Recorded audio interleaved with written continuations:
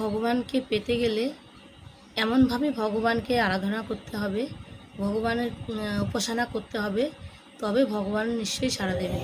একদিন না একদিন ভগবান অবশ্যই সাড়া দেবেন। কারণ ভগবান অন্তর্যামী, ভগবান সবই দেখে, সবই বোঝে, সকলের পাশে থাকে। কিভাবে ভজন করতে হয়, কিভাবে ঠাকুরের ডাকতে হয়, কিভাবে সেবা করতে হয়, ভগবান সবই জানে, সবই বোঝে। কিন্তু এটাও জানে ভগবান যে কে অন্তর থেকে আমায় ডাকে। ভগবানকে যদি অনেক কিছুই চায় না, অনেক ধন সম্পত্তি বা অনেক ভালো মন্দও চায় না, ভগবানকে যদি দুফোঁটা চোখের জল দিয়ে অন্তর থেকে ডাকা যায়, তবে ভগবান তাকে অবশ্যই অবশ্যই তাকে কৃপা করেন। কারণ সেটা আমি একদম প্রমাণিত, আমি জানি সেটা। তো ভগবান অন্তর থেকে যদি দুফোঁটা চোখের জল ফেলা হয়, তবে ভগবান অন্তর থেকে তাকেও সেই ভক্তকে গ্রহণ করে নেন, সেই তার বুকে টেনে নেন। ভগবান তখন তাকে কখনোই নিরাশ করতে পারেন না। অনেক অনেক ভক্তকে এভাবে পরীক্ষা করেছেন, অনেক ভক্তরা এভাবে প্রমাণিত হয়েছে।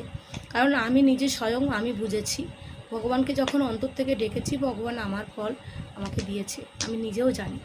তো যাই হোক, সকল বন্ধুদেরকে বলবো যে সবাই অন্তর থেকে ভগবানকে ডাকো, অভিনয় নয়, অন্তর থেকে ডাকো। যখন ডাকবে ভগবান নামে, একবার কৃষ্ণ নামেই যেন চোখ দিয়ে জল বেরিয়ে যায়।